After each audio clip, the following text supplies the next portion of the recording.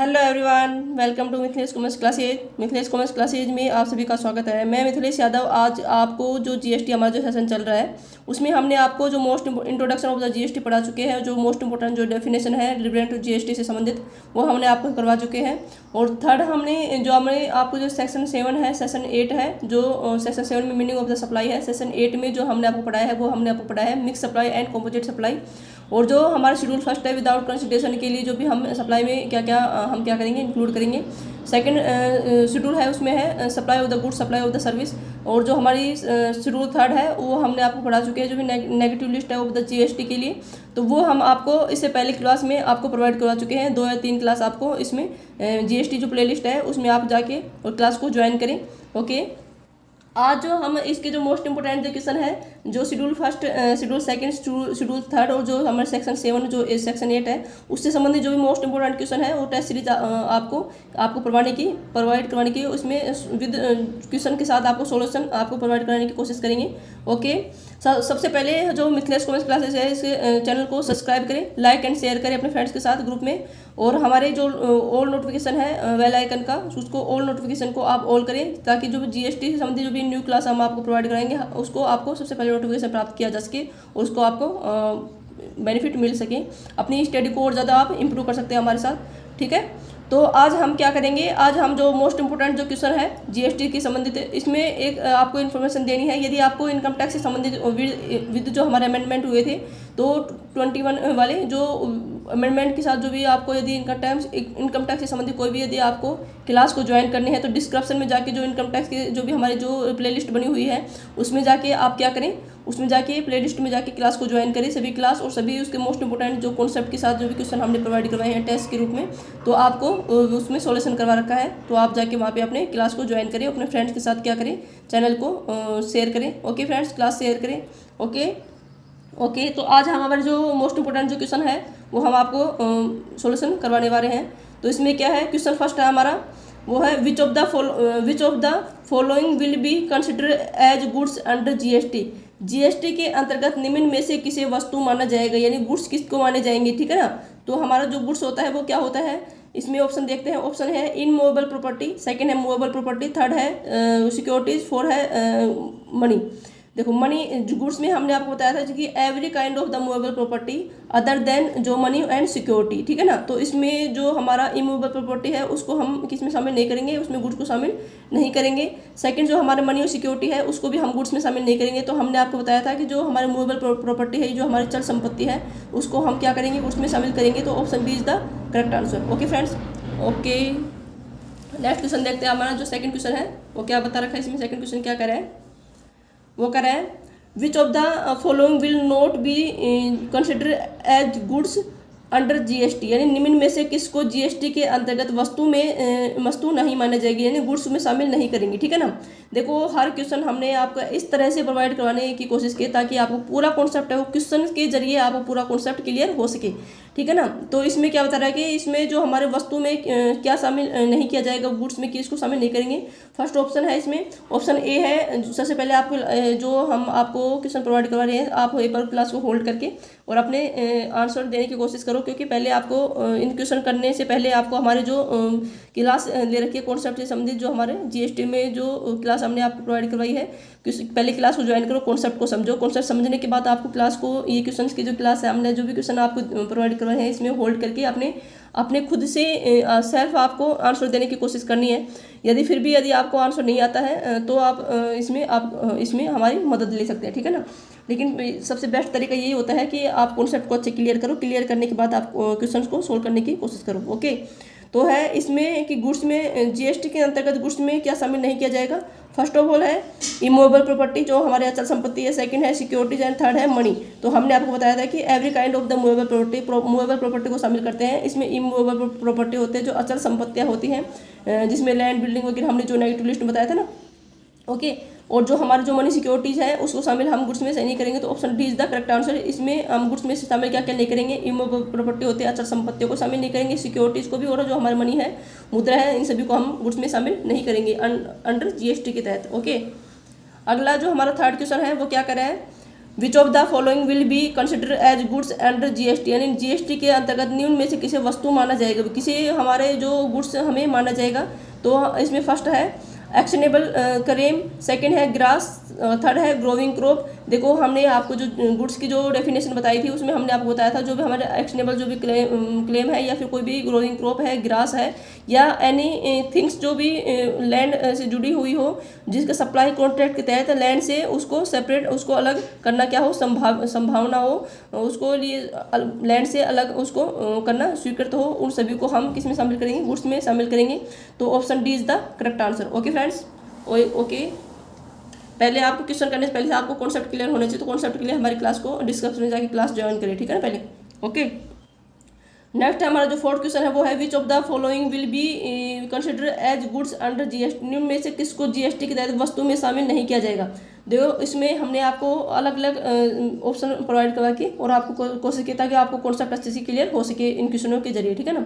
तो money, first money है, second option है ग्रास, थर्ड है ग्रोविंग क्रॉप। तो हमने grass, growing crop, actionable claim, जो भी लैंड से अटैच कोई भी थिंग्स है जो कि लैंड से कोई भी कॉन्ट्रैक्ट के जरिए हमें उसे अलग करना संभावना हो, सभी को गुड्स में शामिल करते हैं। लेकिन हमें मनी सिक्योरिटी जो इनमूवेबल प्रॉपर्टी है, जो भी हमारी अचल संपत्ति है, मुद्रा है या फिर कोई भी सिक्योरिटी है, प्रतिभूतियां हैं, सभी को हम गुड्स में शामिल नहीं करेंगे। तो उसमें से क्या आ गया, money is the correct answer, किसको हम गुड्स में शामिल नहीं करेंगे। Option A is the correct answer. Okay अगर हमारा जो 5 वाला क्वेश्चन है वो क्या बोल रहा है, 5 क्वेश्चन पूछ रहा है कि which of the following will be consider as business under GST, GST के अंतर्गत निम्न में से किसको बिजनेस माना जाएगा, बिजनेस में क्या शामिल करेंगे। तो हमने आपको बताया था कि बिजनेस में हमें कोई भी हमारे ट्रेड है, कोई भी हमारा जो कॉमर्शियल है या कोई मैन्युफैक्चरिंग कर रहे हैं, ठीक है ना, ये सभी हम क्या करेंगे, बिजनेस में शामिल करेंगे।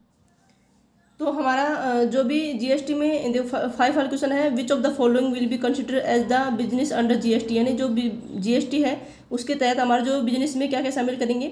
फर्स्ट ऑप्शन है इसमें है ट्रेड एक्टिविटी मॉनेटरी बेनिफिट्स, यानी जो भी हम ट्रेड करते हैं मॉनेटरी बेनिफिट्स के लिए। सेकंड ऑप्शन है trade activity for other than monetary benefits, यानी जो भी मॉनेटरी बेनिफिट्स के अलावा यदि हम कोई भी ट्रेड करते हैं या फिर कॉमर्शियल एक्टिविटी करते हैं, फिर मैन्युफैक्चरिंग एक्टिविटी करते हैं, या जो हमने आपको बताई थी जो भी हमारे इसमें जो भी हमारे एडवेंचर का काम करते हैं, प्रोफेशनल जो भी काम करते हैं, सभी को हम बिजनेस में कंसिडर करेंगे। तो उसमें चाहे वो बेनिफिट्स के लिए हो या फिर मनी जो मॉनेटरी जो बेनिफिट्स के अलावा जो भी हम एक्टिविटी करते हैं या उसकी जो एक्सिलरी जो भी एक्टिविटी है, उसकी जो सहायक क्रिया है, तो उसको भी हम किस में शामिल करेंगे, बिजनेस में शामिल करेंगे। और जो बिजनेस में यदि कोई भी वॉल्यूम है, मात्रा है, उसकी जो प्रोसेसिंग, उसकी मैन्युफैक्चरिंग यदि हम लगातार करते हैं या फिर कुछ टाइम पीरियड ब्रेक लेके यदि हम उसका मैन्युफैक्चरिंग करते हैं, सभी को हम किस में शामिल करेंगे, बिजनेस में शामिल करेंगे। और हमने आपको बताया था कि यदि कोई किसी भी विद कंसिडरेशन के लिए यदि हम किसी भी यानी प्रीमाइज में या कोई प्रीसर में यदि हम प्रवेश करते हैं, उसको भी हम किस में शामिल करेंगे, बिजनेस में शामिल करेंगे। आगे हमने आपको बताया था कि कोई भी यदि हमारा क्या होता है कि यदि कोई भी हम जैसे कि क्या करते हैं कि जो भी हमारा बिजनेस को शुरू करने के लिए ये commitment of the business and the closure of the business, यानी बिजनेस को शुरू करने के लिए या बंद करने के लिए जो भी हम सर्विस प्रोवाइड करवाते हैं, सभी के लिए जो भी हम बिजनेस में शामिल करेंगे। और फिर जो हमने आपको बताया था वो बताया था कि जो भी हम क्या कर रहे हैं कि हम क्लब्स द्वारा जो हमारे सोसाइटी है, सोसाइटी द्वारा जो भी हमारे जो मेंबर्स को कोई भी बेनिफिट्स या कोई भी हमारे फैसिलिटी यदि हम प्रोवाइड कराते हैं, उसको भी हम किस में शामिल करेंगे, हम बिजनेस में शामिल करेंगे, ठीक है ना।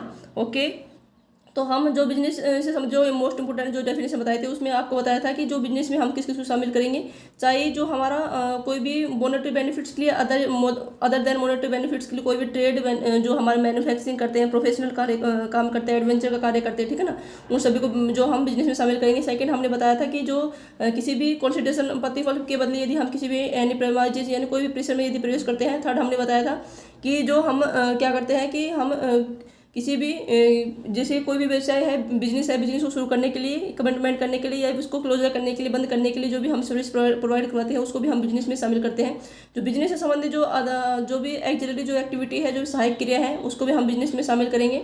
और जो नेक्स्ट हमने बताया था कि यदि हम कोई भी हमारा जो भी सोसाइटी है, क्लब्स है, यदि हमारे मेंबर्स को कोई भी फैसिलिटी या बेनिफिट्स कोई भी प्रोवाइड करवाती है, उसको भी हम बिजनेस में शामिल करेंगे। ओके फ्रेंड्स, आई होप आपको अच्छे से समय आ गया होगा। तो बिजनेस एक्टिविटी कोई भी मॉनेटरी बेनिफिट्स हो या फिर अदर देन जो मॉनेटरी बेनिफिट्स हो, ट्रेड एक्टिविटी की जाती है, तो दोनों को हम किस में शामिल करेंगे, उसमें बिजनेस में शामिल करेंगे। Option C is the correct answer. Okay, I hope आपको अच्छे समझ में आओगे। पहले आप कॉन्सेप्ट अच्छी क्लास में जाके आपको कॉन्सेप्ट क्लियर करें, क्लास में हमारी क्लास ज्वाइन करें, डिस्क्रिप्शन में जाके जीएसटी से समझे, ठीक है ना, मोस्ट इंपोर्टेंट जो डेफिनेशन वाली। अगर जो क्वेश्चन 6 क्या कह रहा है, which of the following will the consideration A business under GST, यानी जीएसटी के तहत निम्न में से किसको व्यवसाय बिजनेस माना जाएगा। तो हमने आपको बता चुके हैं, लेकिन फिर भी एक बार आप इस क्वेश्चन को देख लेते हैं भाई। फर्स्ट ऑप्शन है सर्विस कमिटमेंट बिजनेस, यानी जो बिजनेस को शुरू करने के लिए जो भी सर्विस प्रोवाइड की जाती है। लेकिन सेकंड हम ये भी बोल सकते हैं कि जो बिजनेस को क्लोजर करने के लिए, मतलब बिजनेस को शुरू करने के लिए या फिर उसको क्या करने के लिए, बंद करने के लिए जो भी हम सर्विस प्रोवाइड कराए जाते हैं, सभी में हम बिजनेस में इसमें शामिल करेंगे। सेकंड है admission in any premise for consideration, यानी प्रतिफल के लिए यदि किसी भी बिजनेस में यदि हम प्रवेश करते हैं, कोई भी एनी प्रीमाइज में यदि हम प्रवेश करते हैं परिसर में, तो उसको भी हम बिजनेस में शामिल करेंगे। लेकिन इसमें एक बात आपको याद रखनी है, यदि विदाउट कंसिडरेशन यदि हम कोई भी एनी प्रीमाइज में यदि हम एडमिशन लेते हैं तो उसको हम बिजनेस में शामिल नहीं करेंगे, ठीक है ना, विदाउट कंसिडरेशन को शामिल नहीं करेंगे। लेकिन यदि हम कंसिडरेशन विद कंसिडरेशन के साथ यदि हम कोई भी एनी प्रीमाइज में यदि हम एडमिशन लेते हैं तो उन सभी को हम क्या करेंगे, बिजनेस में शामिल करेंगे। ओके फ्रेंड्स, आई होप आपको समझ में आ गया होगा बिजनेस में क्या क्या शामिल करते हैं। तो option C is the correct answer, दोनों को हम क्या करेंगे, शामिल करेंगे। हम आपको डिस्क्रिप्शन में भी आपको समझा दिया है, ठीक है ना, ब्रीफ में वो अच्छे से। आगे इसमें है कि क्वेश्चन 7 है, वो कह रहा है कि admission in any premise not for consideration will be consideration as under GST, बिना प्रतिफल के किसी भी परिसर में प्रवेश को जीएसटी के अंतर्गत माना जाएगा। देखो हमने अभी कुछ सेकंड पहले ही आपको ये कॉन्सेप्ट पता है कि यदि किसी भी विद कंसिडरेशन के साथ, प्रतिफल के साथ यदि हम एनी प्रीमाइज में एडमिशन लेते हैं तो उसमें बिजनेस में शामिल करेंगे। लेकिन इसमें देखो, इसमें याद रखना है, देखना है, क्वेश्चन को अच्छे से ध्यान से पढ़ना है। इसमें क्या कर रहा है कि जो कंसिडरेशन विदाउट कंसिडरेशन, बिना प्रतिफल के यदि हम किसी भी एनी प्रीमाइज में यदि हम एंट्री लेते हैं, एडमिशन लेते हैं, तो उसको हम बिजनेस में शामिल नहीं करेंगे, ठीक है ना। तो option B is the correct answer, व्यवसाय नहीं होगा, वो बिजनेस में उसको शामिल नहीं करेंगे, ठीक है। अगला क्वेश्चन हमारा क्या है, 8 क्वेश्चन है। तो 8 क्वेश्चन है, वो कह रहे हैं विच of the following statement is true and under GST के तहत निम्न में से कौन सा कथन सही है। Any activity perform by central government shall be consideration as business, यानी सेंट्रल गवर्नमेंट द्वारा किसी भी गतिविधि को व्यवसाय के रूप में माना जाएगा। सेकंड ऑप्शन है any benefit given by club to it members is consideration as business, यानी क्लब्स के द्वारा अपने सदस्यों को दिए जाने किसी भी लाभ्स को, बेनिफिट्स को, या कोई भी फैसिलिटी प्रोवाइड करवाई जाती है, सुविधा प्रोवाइड की जाती है, को व्यवसाय माना जाएगा। थर्ड हमारा स्टेटमेंट है, वो है money is not consideration as goods, यानी जो मुद्रा है, मुद्रा को माल नहीं माना जाएगा। देखो हमने आपको ये बता दिया है, जो हमारा जो मनी है, जो सिक्योरिटीज़ है, और जो इसमें क्या किया जाएगा, उसमें हमें ये बिजनेस में इसको माल, गुड्स को नहीं माना जाएगा, ठीक है। गुड्स में क्या क्या नहीं मानेंगे, मनी एंड क्या करेंगे, other than money and securities को इसमें गुड्स में शामिल नहीं करेंगे, ठीक है ना। Option D is the correct answer. ये हमने अभी आपको समझा दिया है कि कोई भी सेंट्रल गवर्नमेंट द्वारा कोई भी गतिविधि व्यवसाय के रूप में माना जाता है तो उसको हम क्या मानेंगे, बिजनेस में शामिल करेंगे। दूसरे हमने जो अभी आपको बताया था वो सेकंड पहले वाले क्वेश्चन में, कि कोई भी हमारी सोसाइटी है, क्लब्स है, यदि अपने जो मेंबर्स है उसके मेंबर्स को यदि वो कोई भी फैसिलिटी या कोई भी बेनिफिट्स यदि प्रोवाइड करवाती है तो उसको भी हम बिजनेस में कंसिडर करेंगे। थर्ड जो हमने आपको बता दिया वो बताया कि जो हमारा जो मॉनेटरी है, कोई भी हमारा मुद्रा है, मुद्रा को इसमें गुड्स नहीं मानेंगे, तो मुद्रा हो या फिर सिक्योरिटीज हो, मनी सिक्योरिटी, दोनों को ही हम किसमें शामिल नहीं करेंगे, गुड्स में शामिल नहीं करेंगे। स्टेटमेंट 3 दे रखे हैं, तीनों हमारे क्या है, सही है, राइट है, ठीक है ना। Option D is the correct answer. हमें पूछा क्या है, कौन सा कथन सही है, ये भी यहाँ ध्यान रखना है कि हमें पूछा क्या है, इसमें ट्रू पूछ रही है, ऐसे पूछ सकता है कौन सा कथन सही नहीं है। तो ये हमें क्वेश्चन को सबसे पहले हमें क्वेश्चन को अच्छे से पढ़ना है, ठीक है ना। ओके, 2 बार, हर क्वेश्चन को 2 बार पढ़ना है आपको, ठीक है।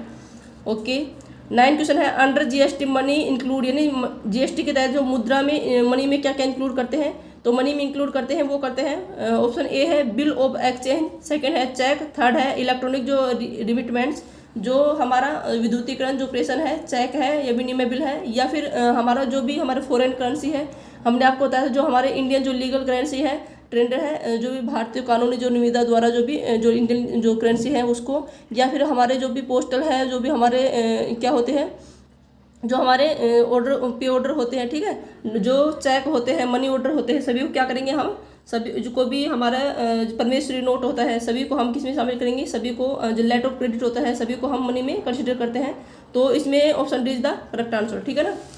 ये हमने आपको जो मोस्ट इंपोर्टेंट जो मनी की डेफिनेशन बताई थी उसमें हमने आपको समझा दिया है। तो आप क्लास पहले ज्वाइन करें और बाद में इस क्वेश्चन को सोल्यूशन करने की कोशिश करें।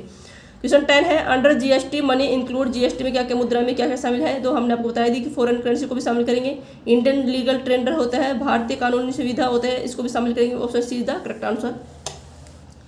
आगे 11 क्वेश्चन क्या कह रहा है, 11 क्वेश्चन कह रहा है कि अंडर जीएसटी सर्विस इंक्लूड, यानी सर्विस में क्या क्या शामिल करेंगे। देखो हमने गुड्स में आपको बता दिया था कि जो गुड्स में क्या क्या शामिल करते हैं, कि गुड्स में हमें any movable property other than जो हमारी मनी सिक्योरिटी है उसमें को हम गुड्स में शामिल करेंगे। जो हमारे जो एक्शनेबल क्लेम है, जो हमारे ग्रोइंग क्रॉप्स है, जो हमारे ग्रास है, और या फिर जो भूमि से जुड़े हुए जिसे कॉन्ट्रैक्ट के अधीन भूमि से अलग करना संभव होता है, सभी को गुड्स में शामिल करते हैं। अब सर्विस सेकंड पूछा है कि जो हमें सभी अंडर जीएसटी के तहत सर्विस में शामिल क्या करते हैं, तो सर्विस में जो हम शामिल करते हैं वो हम शामिल करेंगे। देखो इसमें ऑप्शन देखते हैं, जो हमारा इमूवेबल प्रॉपर्टी है, सेकंड है मनी है, थर्ड है जो सिक्योरिटीज है, फोर्थ है नॉन ऑफ द अबाउ। देखो सर्विस में हम जो हमारा जो मूवेबल प्रॉपर्टी है तो गुड्स में शामिल करेंगे, लेकिन जो इमूवेबल प्रॉपर्टी है जिसमें मनी सिक्योरिटीज और जो गुड्स को छोड़ करके हम इसमें शामिल करेंगे, सर्विस में प्रोवाइड करवाएंगे। तो इसमें सर्विस में क्या शामिल करेंगे, option A is the correct answer, immovable property यानी अचल संपत्तियां, ठीक है ना। ओके अगला क्वेश्चन देखते हैं। अगला क्वेश्चन हमारा जो 12 क्वेश्चन है वो क्या कर रहा है, 12 क्वेश्चन पूछ रहा है इसमें अंडर जीएसटी सर्विस इंक्लूड, यानी सर्विस में क्या क्या शामिल करेंगे जीएसटी के तहत। फर्स्ट है करेंसी एक्सचेंज फॉर कंसिडरेशन, प्रतिफल के लिए हमें क्या करें, करेंसी को एक्सचेंज करवाते हैं। तो उसमें जैसे कोई भी हमारा हमने आपको एग्जांपल समझाया था क्लास में कि जब हमारा कोई भी यदि कोई भी इकट्ठा जैसे 1000 रुपये है, यदि हम उसको क्या करवाना है, खुला करवाना है 10 के, यदि हम उसको गेडी ग्रुप में यदि करवाना है तो क्या करते हैं, काफ़ी जो हमारे करेंसी एक्सचेंज करने वाले जो होते हैं तो करेंसी एक्सचेंज में क्या करवाते हैं, उसमें यदि 100 के बदले यदि हमारे पास 1100 रुपये लेते हैं तो 100 रुपये जो भी प्रतिफल वो रिसीव करते हैं, वो करेंसी एक्सचेंज के लिए जो भी सर्विस प्रोवाइड कर रहे हैं तो उसको हम सर्विस में उसको कंसिडर करेंगे। ओके सेकंड है डिमोनेशन एक्सचेंज फॉर कंसिडरेशन, प्रतिफल के लिए मूल्य वर्ग विनिमय, ठीक है ना, जो मूल्य का विनिमय कराते हैं कंसिडरेशन के लिए। सेकंड थर्ड है facility for arranging transaction in security, यानी जो सिक्योरिटीज है, जो हमारे जो ब्रोकर होते हैं, जो हमारे सिक्योरिटी शेयर मार्केट में सिक्योरिटीज को ट्रांजैक्शन कराने के लिए जो भी फैसिलिटी प्रोवाइड करवाते हैं तो उन सभी को हम किस में शामिल करेंगे, वो क्या करवा रहे हैं, हमें सर्विस प्रोवाइड करवा रहे हैं, ठीक है ना। तो उसको अंडर जीएसटी हम सर्विस में उसको इंक्लूड करेंगे। Option D is the correct answer. Okay friends, okay ये सभी कॉन्सेप्ट हमने आपको क्लास में आपको पहले करवा चुके हैं। क्लास को पहले ज्वाइन करें और अपने जो फ्रेंड्स हैं फ्रेंड्स के साथ मिथिलेश कॉमर्स क्लासेस को शेयर करें। आपको हर कॉन्सेप्ट बहुत ही डीप में बहुत अच्छे से समझ में आएगा। क्लास में आपको हर कॉन्सेप्ट आपको क्लियर हो जाएंगे, अलग से एफर्ट लगाने की कोई जरूरत नहीं है और अलग अलग प्लेटफॉर्म को आपको भागने की जरूरत नहीं है। इसमें हमने आपको जो इनकम टैक्स संबंधित जो भी टोटल इनकम टैक्स जो विद अमेंडमेंट के साथ हमने आपको प्रोवाइड करवा चुके हैं। अब हम आपको जो जीएसटी है, जीएसटी के भी हमने 4 से 5 लगभग आप क्लास प्रोवाइड करवा चुके हैं और हम आपको जो मोस्ट इंपॉर्टेंट क्वेश्चन हर कॉन्सेप्ट से संबंधित मोस्ट इंपॉर्टेंट क्वेश्चन की टेस्ट सीरीज हम इसके आपको करवाते हैं, ठीक है ना। ओके तो हमारे जो इसको हमारा चैनल है मिथिलेश कॉमर्स क्लासेस, उसको सब्सक्राइब करें फर्स्ट ऑफ ऑल, इसको लाइक एंड शेयर करें अपने फ्रेंड्स के साथ और जो ऑल नोटिफिकेशन है उसमें ऑल ऑप्शन है उसको बेल आइकन के ऑल नोटिफिकेशन में ऑल ऑप्शन को क्लिक करें, ऑन करें। जब मैं न्यू क्लास अपलोड करूँ तो आपको सबसे पहले उसका नोटिफिकेशन प्राप्त हो सके, ठीक है ना। ओके इसका इन्फॉर्मेशन मिल सके आपको क्लास को ज्वाइन करनी है, ठीक है। क्वेश्चन नेक्स्ट क्वेश्चन हमारा जो 13 क्वेश्चन है उसमें क्या बता रखा है कि under GST person include, person में क्या क्या शामिल करते हैं जीएसटी के तहत, तो हमने आपको बता दिया है। अब भाई कोई भी इंडिविजुअल हो, हिंदू अनडिवाइडेड फैमिली यानी एचयूएफ हो, कोई भी कंपनी हो, कोई भी एओपी हो, कोई भी बीओआई हो, या जो हमारा क्या होता है जो हमारा जो फर्म होता है विद जो इंक्लूड करते हैं इसमें एलएलपी यानी लिमिटेड लायबिलिटी जो पार्टनरशिप होता है, उन सभी को हम इसमें इंक्लूड, सभी को हम पर्सन में क्या करते हैं शामिल करते हैं। Okay friends, okay I hope आपको सेशन में आ गया होगा। क्लास कैसी लगी आपको कमेंट्स करना, ठीक है ना। ओके ये है क्वेश्चन नंबर 14 क्या है, अंडर जीएसटी पर्सन इंक्लूड है कोई भी ट्रस्ट है, कोई भी सोसाइटी है, कोऑपरेटिव सोसाइटी है, लोकल अथॉरिटी है, सेंट्रल गवर्नमेंट है, स्टेट गवर्नमेंट है ना, कोई भी फर्म है, इंडिविजुअल है, कंपनी है, ट्रस्ट है, सभी को हम क्या करेंगे, सभी को हम पर्सन में क्या करेंगे शामिल करेंगे। ओके इनका ही अलग अलग क्वेश्चन आपके पिटअप किया है ताकि पूरा जो हमारे पर्सन वाला कॉन्सेप्ट है पूरा क्लियर हो जाए, ठीक है ना। अंडर जीएसटी पर्सन इंक्लूड्स, इसमें भी वही है जो सेंट्रल गवर्नमेंट बता दिया हमने आपको, स्टेट गवर्नमेंट, लोकल अथॉरिटी, ठीक है। Option D is the correct answer. अगला 16 क्वेश्चन क्या है, 16 क्वेश्चन हमारा पूछ रहा है वो है what is the section of supply under CGST act 2017, ठीक है ना। तो इसमें क्या है कि जीएसटी अधिनियम 2017 के अंतर्गत सप्लाई की धारा क्या है। देखो हमने बताई थी आपको जो मीनिंग ऑफ द सप्लाई बताया था, तो हमने आपको बताया था सेक्शन 7 में क्या करेंगे, मीनिंग ऑफ द सप्लाई करेंगे। सेक्शन 8 में क्या करेंगे, जो हमारे कंपोजिट जो मिक्स सप्लाई है उसको सेक्शन 8 में कंसिडर करेंगे। इसमें 2 सेक्शन बताए थे आपको सप्लाई के कॉन्सेप्ट में, और हमने आपको 3 शेड्यूल बताए थे। जो शेड्यूल फर्स्ट है वो हमने आपको बताया कि विदाउट कंसिडरेशन के लिए जो भी हम सप्लाई में क्या क्या ट्रीट करते हैं, ठीक है, क्या क्या इंक्लूड करते हैं। सेकंड हमने बताया था जो हमारे गुड्स ऑफ द सेकंड हमने क्या बताया था, सेकंड हमने बताया था जो supply of the goods and supply of the service, ठीक है ना, सेकंड शेड्यूल में। थर्ड शेड्यूल में हमने आपको बताया था जो नेगेटिव लिस्ट बताई थी जीएसटी के अंदर, जो भी जिसको हम जीएसटी एप्लीकेबल नहीं होता जहाँ पे, वो हमने आपको बताया था। तो इसमें पूछा है कि आपूर्ति के लिए धारा कौन सी है, supply, meaning of the supply के लिए section 7 is the correct answer, यानी A option is the correct answer, ठीक है ना। और यदि हमें एक सेक्शन 8 पूछ ले तो हमने आपको बता दिया है जो हमारा जो कंपोजिट सप्लाई, जो मिक्स सप्लाई है, जो कॉन्सेप्ट हमने बताया था आपको क्लास में, तो वो हमने सेक्शन 8 में बताया था। तो सेक्शन 8 क्या होगा, जो हमारे कंपोजिट सप्लाई और जो हमारे मिक्स सप्लाई के लिए सेक्शन 8 होगी, ठीक है ना। तो option A is the correct answer. इसमें हमने पूछा है सप्लाई के लिए मीनिंग ऑफ द सप्लाई, यानी सप्लाई का कॉन्सेप्ट किसमें है, सेक्शन 7 में, ठीक है। नेक्स्ट क्वेश्चन देखते हैं। इसमें थोड़े क्वेश्चन हो रहे हैं, ज़्यादा नहीं है आगे, ठीक है ना। इसमें क्वेश्चन 17 है, which of the following from is consideration with the supply under GST, यानी जो जीएसटी के लिए सप्लाई के लिए किस रूप को शामिल करेंगे। देखो सप्लाई में हम किस किस को शामिल करें, हमने आपको बता दिया। यदि हम कोई भी गुड्स सर्विस का क्या करते हैं, सेल्स करते हैं, उसको एक्सचेंज करते हैं, बेटर करते हैं, उसको लीज पे देते हैं, उसको क्या करते हैं, उसको रेंटल यानी किराए पे देते हैं, कोई भी ट्रेड करते हैं, ठीक है ना, कोई भी कॉमर्शियल एक्टिविटी करते हैं, सभी को हम क्या करेंगे, सप्लाई में शामिल करेंगे। तो option D is the correct answer. अगला क्वेश्चन 18 क्वेश्चन क्या है, 18 क्वेश्चन है हमारा, विच of the following from is the consideration for supply under GST, यानी जीएसटी के तहत आपूर्ति के लिए इनमें से किस रूप को शामिल किया जाएगा। लीज को, रेंटल, डिस्पोजल सभी आपको बता दिया है, ठीक है ना। तो इसमें सप्लाई यदि हम कोई भी कुछ सर्विस का क्या करते हैं, डिस्पोजल करते हैं, उसको परमानेंटली उसको ट्रांसफर कर रहे हैं, ठीक है, उसको लीज पे दे रहे हैं, उसको क्या करते हैं, उसको रेंटल कर रहे हैं, या उसको सेल कर रहे हैं, एक्सचेंज कर रहे हैं, बेटर कर रहे हैं, जो क्या करते हैं कॉमर्शियल जो भी डिस्पोजल करते हैं, सभी को क्या करेंगे हम सप्लाई में कंसिडर करेंगे। Option D is the correct answer. 19 question देखते हैं। 19 क्वेश्चन क्या कह रहा है, 19 क्वेश्चन बोल रहा है कि which of the following from in consideration for supply under GST, GST के अंतर्गत सप्लाई के लिए निम्न में से किस रूप को शामिल किया जाता है। फर्स्ट ऑप्शन है, इसमें है important of the service for a consideration in the course of the business, यानी व्यवसाय में प्रतिफल के लिए सेवाओं का आयात करना। सेकंड है इम्पोर्ट ऑफ द, देखो इसमें क्या है कि importance of the service for a consideration not in the course of the business, यानी व्यवसाय में बिना प्रतिफल के लिए सेवाओं का आयात करना है। देखो बिजनेस के लिए, सर्विस के लिए, चाहे वो प्रतिफल के लिए हो या फिर बिना प्रतिफल के लिए, दोनों को हम क्या करेंगे, उसमें सप्लाई में शामिल करेंगे, ठीक है ना। बिजनेस में चाहे वो गुड्स हो या सर्विस हो, यदि वो विद कंसिडरेशन के साथ हो या फिर क्या हो, विदाउट कंसिडरेशन के साथ, यदि हम उसका एक्टिविटी करते हैं, दोनों के ही हम क्या करेंगे, हम सप्लाई में शामिल करेंगे। Option C is the correct answer. अगला क्वेश्चन हमारा 20 क्वेश्चन है। 20 क्वेश्चन है, which of the following activities should be consideration as supply in made without consideration, निम्न में से गतिविधियों में से किसको बिना प्रतिफल के आपूर्ति रूप में माना जाएगा, यानी विदाउट कंसिडरेशन हम सप्लाई में शामिल करेंगे। तो हमारा जो शेड्यूल फर्स्ट हमने बताया था कि विदाउट कंसिडरेशन ट्रीटेड बाय, जो सप्लाई में किसको शामिल करेंगे। फर्स्ट है permanent transfer of the business assets on which ITC has be claimed, यानी व्यवसाय की संपत्तियां, जो हमारे जो क्या है, व्यवसाय की संपत्तियां स्थायी रूप से परमानेंटली यदि उसका ट्रांसफर कर रहे हैं, जिस पे हमने पहले आईटीसी इनपुट टैक्स क्रेडिट यदि हमने हमारे द्वारा ली जा चुकी है, तो उसको हम बिना प्रतिफल के लिए भी हमें क्या होंगे, उसमें सप्लाई शामिल करेंगे। Okay friends, okay. सेकंड है सप्लाई बिटवीन रिलेटिव पर्सन, यानी एक पैन के द्वारा या संबंधित व्यक्ति के द्वारा जो भी हम क्या करते हैं, सप्लाई यदि करते हैं, तो उसमें भी हमें बिना शेड्यूल फर्स्ट के अंडर हमें उसको सप्लाई में कंसिडर करेंगे। ओके। थर्ड है supply of the goods between principal and agent, यानी जो प्रिंसिपल और जो एजेंट है, दोनों के बीच में यदि हम गुड्स का सप्लाई करते हैं, तो उसको भी हम क्या करेंगे, उसको विदाउट कंसिडरेशन जो शेड्यूल फर्स्ट है उसके अंदर हम सप्लाई में शामिल करेंगे। और फर्स्ट हमने आपको कॉन्सेप्ट बताया था कि जो हमारा जो प्रिंसिपल और जो हमारे जो एजेंट है उसके बीच में यदि कोई भी 50,000, यानी जो एम्प्लॉयर है वो एम्प्लॉय की यदि 50,000 तक यदि कोई भी सप्लाई करता है, तो उसके लिए कोई भी हमें क्या नहीं करना पड़ेगा, उसमें एक जीएसटी हमें नहीं देना पड़ेगा, ठीक है ना। ये और थोड़ा हमारा कॉन्सेप्ट है, इसको याद रखना है। Option D is the correct answer. 21 question क्या है, 21 क्वेश्चन है, which of the following shall not be consideration as supply, यानी निम्न में से किसको आपूर्ति नहीं माना जाएगा।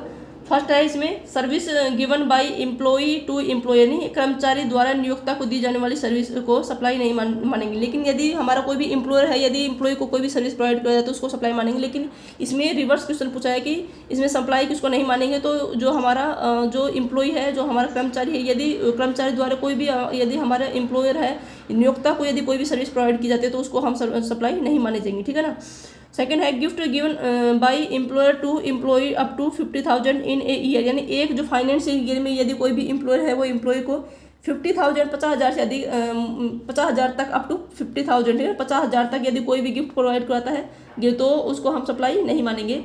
थर्ड है ड्यूटी परफॉर्म बाय एमपी, यानी जो हमारे मेंबर ऑफ पार्लियामेंट है उसके जो ड्यूटी है उसको हम सप्लाई नहीं मानेंगे। तो ये ड्यूटी परफॉर्म बाय जो मेंबर ऑफ पार्लियामेंट है, ये एमएलए जो मेंबर लेजिस्लेटिव जो असेंबली है, जो विधायक है, जो मेंबर ऑफ द पंचायत है, पंचायत के सदस्य है, या फिर जो मेंबर ऑफ द जो हमारे लोकल अथॉरिटी के सदस्य हैं, सभी को हम जो नेगेटिव लिस्ट है उसमें जो डी लिस्ट है उसमें क्या करते हैं जीएसटी अंदर उसको कंसिडर सप्लाई में उसमें कंसिडर नहीं करते हैं। तो option D is the correct answer, ठीक है ना। ओके, आई होप आपके क्वेश्चन अच्छे से समझ आ गए होंगे।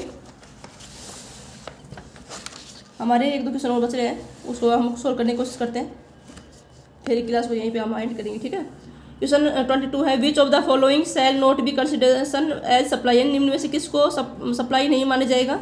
सेल ऑफ द बिल्डिंग, देखो इसमें जो किसको सप्लाई नहीं मानी जाएगी, इसमें जो हमारी जो नेगेटिव लिस्ट दे रखी है सप्लाई के अंदर अंडर जीएसटी में शेड्यूल 3 जो हमारी नेगेटिव लिस्ट है वो उसमें किसको शामिल नहीं करेंगे। वो हमने आपको क्लास में बहुत ही शॉर्ट एक ट्रिक के साथ आपको समझाया था कि आप कभी भी जिंदगी लाइफ में कभी भी आपको जो नेगेटिव लिस्ट है जीएसटी के तहत उसको आप कभी भी नहीं भूलेंगे। तो आप हमारे पहले डिस्क्रिप्शन में जाकर क्लास को ज्वाइन करें, और क्लास को ज्वाइन करने के बाद ही इन क्वेश्चनों को आप सोल्व करने की कोशिश करेंगे, तो आपको कोई भी प्रॉब्लम एनी प्रॉब्लम क्रिएट नहीं होगी, ठीक है ना।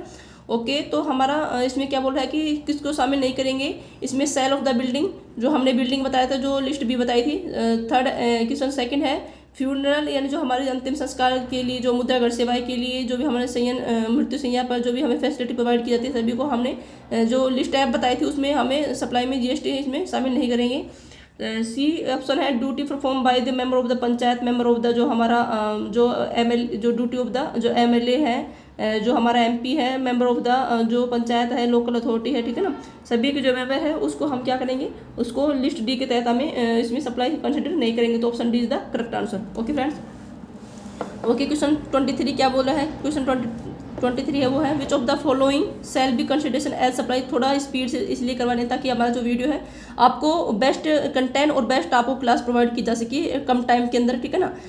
काफ़ी धीरे धीरे ऐसे पढ़ाने से क्या होता है कि टाइम आपको ज़्यादा वेस्ट होता है, तो आपका फिर हमारा जो वीडियो है काफ़ी लॉन्ग हो जाएगी और आपको इतना कंटेंट आपको प्रोवाइड नहीं करवा सकते हैं फिर हम, ठीक है ना। तो आपको थोड़ा सा स्पीड है लैंग्वेज में थोड़ा, तो ये है कि स्पीड इसलिए है कि भाई थोड़ा अपने जो क्लास है ज़्यादा लॉन्ग नहीं हो, ठीक है। क्वेश्चन 23 है which of the following shall the consideration as supply, जो हमने में से किसको आपूर्ति माना जाए, किसको सप्लाई में कंसिडरेशन करेंगे। लॉटरी ऑप्शन है फर्स्ट है, सर्विस प्रोवाइड बाय कोर्ट, जो अदालत द्वारा, कोर्ट द्वारा या ट्रिब्यूनल द्वारा जो भी हमें सर्विस प्रोवाइड की जाती है। थर्ड है सेल ऑफ द लैंड, जो हमारी लैंड या बिल्डिंग को सेल करते हैं। तो ये दोनों हमारी जो नेगेटिव लिस्ट है इसको हम किस में सप्लाई में कंसिडर नहीं करेंगे। लेकिन हमारा जो एक्शनेबल क्लेम है और जो हमारी किसको छोड़ करके जो लॉटरी बैटिंग गैप, जो हमारी लिस्ट फर्स्ट में हमने आपको बताया था, जो हमारे एक्शनेबल क्लेम है किसको छोड़ करके, लॉटरी बैटिंग और गैम्बलिंग को छोड़ करके यदि हमारे जो भी एक्शनेबल क्लेम है उसको हम लिस्ट फर्स्ट में नेगेटिव लिस्ट में हम सप्लाई कंसिडर नहीं करेंगे। लेकिन इसमें क्या दे रखा है कि इसमें लॉटरी दे रखा है, ठीक है ना, उसको छोड़ करके सप्लाई शामिल नहीं करेंगे। लेकिन लॉटरी बैटिंग और गैम्बलिंग को हम क्या करेंगे, इसमें शामिल करेंगे, ठीक है ना, सप्लाई के उसमें माना जाएगा। Option A is the correct answer. इसमें पूछा क्या है, सप्लाई किसको माना जाएगा, ठीक है ना, किसको सप्लाई में कंसिडर करेंगे। Option A is the correct answer. आगे क्या है, आगे क्वेश्चन 24 है। टोटल हमारे क्वेश्चन 25 है, एक क्वेश्चन 2 क्वेश्चन और बचे हैं, इसको और सोल्व करने की कोशिश करते हैं ना। हमारी क्वेश्चन क्या हो जाएगी, वीडियो ज़्यादा लॉन्ग हो जाएगी। तो ये है क्वेश्चन 24 है which of the following statement is correct in the respect of the composite supply. समग्र जो आपूर्ति है कॉम्पोजिट सप्लाई है के संबंध में निम्न में से कौन सा कथन स्टेटमेंट हमारा सही है। जो हमारा कॉम्पोजिट सप्लाई जो हमारे सेक्शन 8 हमने बताई थी कॉम्पोजिट एंड मिक्स सप्लाई है, तो हमारी जो फर्स्ट जो कॉम्पोजिट सप्लाई है उसमें हमने आप क्या क्या उसकी स्टेटमेंट सही है, और जो ऑप्शन ए है नेचुरली जो हमारे बंडल होते हैं। सेकंड है one of which is the principal supply, उसमें से एक क्या होती है, प्रिंसिपल प्रमुख जो आपूर्ति होती है। थर्ड है rate of the principal supply will be applicable, जो सप्लाई प्रदान जो प्रिंसिपल जो सप्लाई होती है उसकी दर हमें लागू की जाती है टैक्स लायबिलिटी के लिए, ठीक है ना। Option D is the correct answer. ये क्या है, देखो हमने जो सेक्शन 8 हमने आपको बताई थी, वो बताई थी नेचुरल कंपोजिट जो सप्लाई बताई थी, उसमें हमने आपको बताया था कि उसकी जो स्टेटमेंट बताए थे कि जो कंपोजिट सप्लाई होगी 1 and 2 and मोर देन उसमें हमें सप्लाई शामिल करेंगे। और उसमें क्या होगा कि उसमें नेचुरल बंडल होगा और जो संयोजन रूप से उसमें होगा, ठीक है ना। कंजक्शन हो गए सभी बंडल्स के अंदर। थर्ड हमने बताया था कि जो भी हमारा बंडल होगा उसमें एक क्या होगी, प्रिंसिपल सप्लाई होगी। प्रिंसिपल सप्लाई के ऊपर ही हमें टैक्स रेट हमें अप्लीकेबल किया जाएगा, ठीक है ना। तो ये option D is the correct answer. Second हमने आपको बताया था, वो बताया था, देखो इसमें क्वेश्चन से जरिए आपको समझाने का प्रयास किया है। Which of the following statement is correct in the respect of the mix supply. Mix supply के संबंध में इनमें से कौन सा होता है सही है। मिक्स सप्लाई फर्स्ट ऑप्शन है आर्टिफिशियल बंडल होते हैं। Second it can be supply independent, मतलब इसको स्वतंत्र रूप से भी सप्लाई जो हमारे जो कॉम्बो बनाते हैं, कोई भी मिक्स सप्लाई करते हैं सभी अलग अलग प्रोडक्ट का, तो उसको हम अलग से भी स्वतंत्र रूप से उसकी सप्लाई की जा सकती है, ठीक है।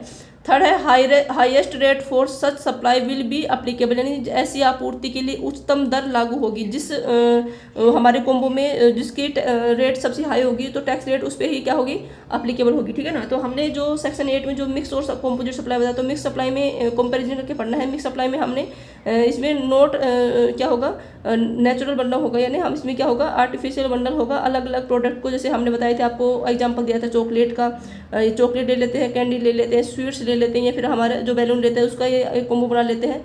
तो उसमें सभी क्या होंगे, जिसको हम अलग अलग से भी उसको सेल कर सकते हैं। जिसका रेट हाई होगा, जैसे चॉकलेट को एग्जांपल लिया था, सो चॉकलेट का यदि रेट हाई है तो उसी के ऊपर हम क्या करेंगे, टैक्स का पेमेंट करेंगे। लेकिन हमें जो कंपोजिट जो सप्लाई होता है उसमें जो हमारे प्रिंसिपल जो सप्लाई होते हैं उस पर हम टैक्स रेट अप्लीकेबल करते हैं फ्रेंड्स। ओके, आई होप आपको जो 25 हमने जो जीएसटी के जो क्वेश्चन करवाए हैं आपको कॉन्सेप्ट ऑफ द सप्लाई से संबंधित, तो आपको ये क्वेश्चन बहुत ही अच्छे लगे होंगे और आपको अच्छे से हर क्वेश्चन बहुत ही आपको हमने समझाने के प्रयास किया है। हमने अपनी ओर से 100% का समझाने का प्रयास किया। अब आपकी बारी है कि आप उसको कितना अचीव करते हैं, कितना आप उसको ग्रहण करते हैं, ठीक है। यदि आपको कोई क्वेरी, यदि आपको दिमाग में कोई भी होती है क्वेरी, यदि कोई भी क्वेश्चन में यदि कुछ भी नहीं आता है तो आप हमारे कमेंट्स नोट में कमेंट्स करें। आपके कमेंट्स का आपको रिप्लाई करने की कोशिश करेंगे, ठीक है फ्रेंड्स। तो हमारे जो मिथिलेश कॉमर्स क्लासेज है इसको लाइक शेयर सब्सक्राइब करें, अपने फ्रेंड्स के साथ इसको शेयर करें और हमारे चैनल है इसको सपोर्ट करें, ताकि हम भी आपकी स्टडी में और ज़्यादा इंप्रूव कर सकते हैं फ्रेंड्स। ओके, अपने जो चैनल है मिथिलेश कॉमर्स क्लासेज आपका खुद का चैनल है, इसको यदि आप सपोर्ट करोगे तो हमें भी थोड़ा मोटिवेशन मिलेगा, जिससे हम आपको नेक्स्ट क्लास जो जीएसटी है उससे संबंधी आपको क्लास प्रोवाइड कराएंगे। Okay friends, thank you. आगे हम अपने जो नेक्स्ट क्लास है वो जो levy and collection of the जो लेवी और जो कलेक्शन क्या टैक्स का जो भी लेवी और जो कलेक्शन होगा वो आपको नेक्स्ट क्लास में क्या करेंगे, आपको प्रोवाइड कराएंगे। आज के लिए इतना ही, थैंक यू। अपने चैनल को प्यार और सपोर्ट करने के लिए बहुत बहुत धन्यवाद।